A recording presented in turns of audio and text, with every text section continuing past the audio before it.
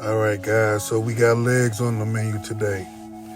Now, a lot of people say and have been saying that I need to bring my legs up based off of my past competition.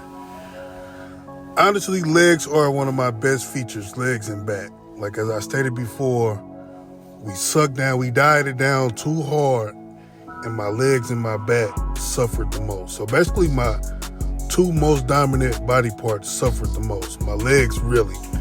Now I can't be honest with myself.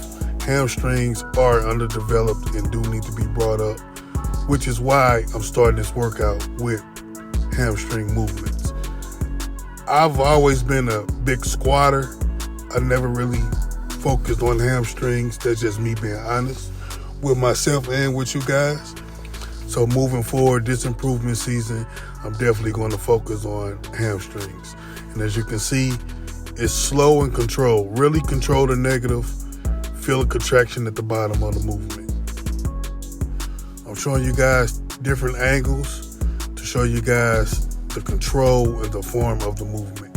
Because you often see a lot of guys get on hamstring curls or extensions or whatever the case, and they're just moving weight. They put a ton of weight on and they just moving weight. Like I always say, everybody like to live heavy, including myself, but it's a time and place for everything. Every movement isn't meant to lift heavy. Some movements like hamstrings, it don't take a lot of weight. I have light weight on there, and as you can see, I'm getting a good control, good contraction. Just feel the movement. It don't take a lot, especially on hamstrings. As you can see, I did very good this time post-competition, because usually after competition, I binge eat and I be retaining a lot of water, just walking around looking like a water buffalo.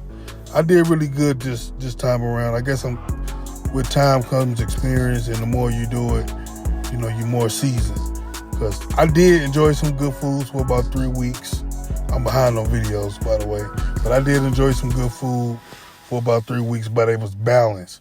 I was still making sure to get hit as close to my macros as I could. But if I got hungry, of course, I added in snacks and extra meals mostly.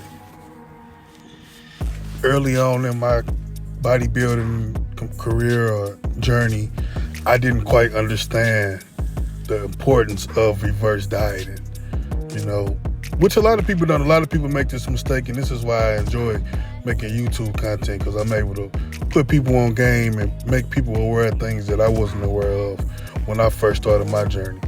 Of course, we all like to eat, good foods post-competition, especially after dieting for so hard and for an extended period of time.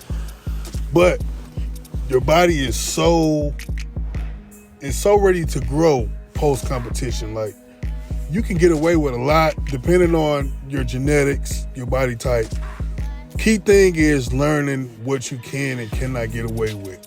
So I always advise people, before competing, try to learn your body yourself. Learn what food you can get away with eating, because a lot of people can binge eat and gain a ton of fat. Like within 2 or 3 weeks, they gain a ton of fat. You have some people like myself, we can binge eat on a lot of junk food and get away with it, so to speak. So you have to really learn your body. I say it's very important to learn your body before competing, because you're going to enjoy good foods. That's inevitable. Everybody's going to enjoy good foods post-competition. Nobody is perfect. Nobody wants to stick to dieting year-round, especially during holiday season and things like that. So, and I always try to, and I said this in previous videos, but I'm going to repeat it again for people who may be new. I always try to have your high-calorie days before or after your most lagging body part, before you train your most lagging body part. So, for instance, I do legs and back all the time, most of the time. I sometimes do chest or shoulders, but most of the time I'm doing big muscle groups like legs and back. So if I'm going to train back tomorrow, I have my cheat meal today. Or I switch it up and I go and hit back today and have my cheat meal, as my last meal after my back session. I just try to shuffle the calories and the carbs to the muscle groups where I want to be most dominant. And that requires a lot more calories because I like to do compound movements, which I'm working my way back into squats, which is why I'm on a pit shark right now. Getting the joints back firing, lubed up, getting the muscles back firing, prepared to take on heavy loads of weight because I am in preparation for a powerlifting meet. So I'm going to be working compound movements back into my training routine.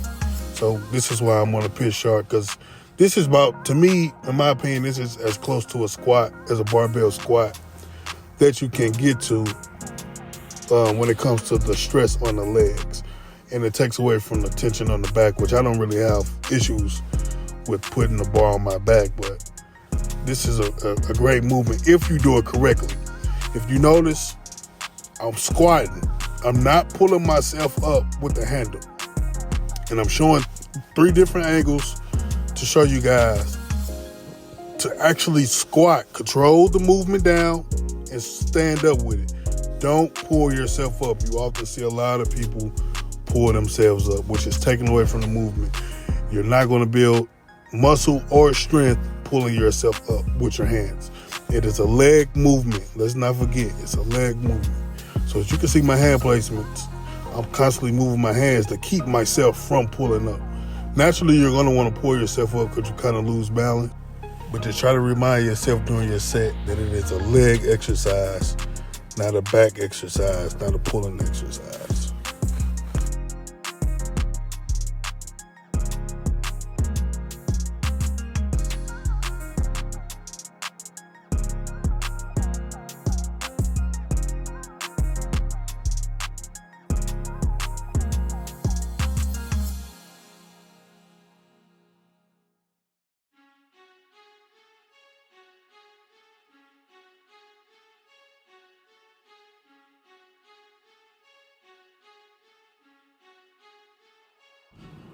Now we move on to the pendulum squat. This is another great exercise that mimics the squat. And I like the Pendulum one. It's so smooth, bro. Like you can adjust the foot platform. The Pendulum equipment is so smooth to me, man. Like I fell in love with Pendulum. I don't like their benches, but other than that, I can say out of everything else that I've tried, it's very smooth and it hits the muscles very good. And as you can notice on the pit shark and on this pendulum squat, I'm getting as deep as I can. So you want these movements to mimic your squat, and vice versa. So if you're really trying to build good legs, these are good exercises to help you learn your squat. As you may notice, on these 2 machines that I just performed, I'm not using a wide stance. I'm not short stroking. None of that. Like before you try to load up the squat bar, the barbell squat, and short stroke the weight and ego lift, start off on these exercises to help you get your form down pat. That way you will know how it feels and what to expect when you put the bar on your back.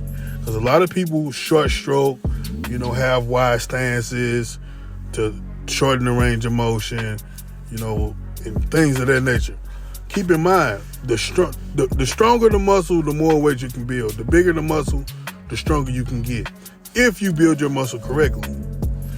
You have those who do lightweight, high reps and build size, but it don't last. You want to build that dense tissue. If you want to build dense tissue, don't cheat yourself, treat yourself. So now I'm on some quad extensions to finish off the leg session. I am going to perform some calves. I'll throw those clips in at the end. But as you can see, this was a hamstring dominant leg day. Now, I'm not going to do hamstring dominant leg days all the time. I'm going to switch it up. And like I said, I am going to start back squatting. So I'll probably do a heavy hamstring dominant day one week, a heavy quad day one week. Or maybe some days I may even just do hamstrings, just separate them and give them their own day. But as you can see on these quad extensions, I'm controlling the weight, getting a good contraction. My butt not coming all out to sea. You know, I'm not short stroking. You want to feel the movement. This is another exercise where you see people put a ton of weight on and perform the movement incorrectly. Calves as well. Calves, you want to perform them slow and controlled. Everything is slow and controlled over here, guys. The only thing that you may see me pump out fast is bench press if I'm going for max reps. But other than that, if you want to build true strength, true size, control the weight. I can't stress it enough. Don't just move the weight. If you just moving the weight, you cheating yourself and not treating yourself. The goal is swole and strong. Shout out to my dog JB. That's his quote. I didn't create that. He came up with it, but I like the quote. The goal is swole and strong. But that's it for this video, guys. I hope you guys enjoyed it, learned something possibly, and took something away from this video. Don't forget to hit that thumbs up for your boy. Comment, subscribe, get a workout or try. Let me know how you like it. Until next time, we checking out. Peace.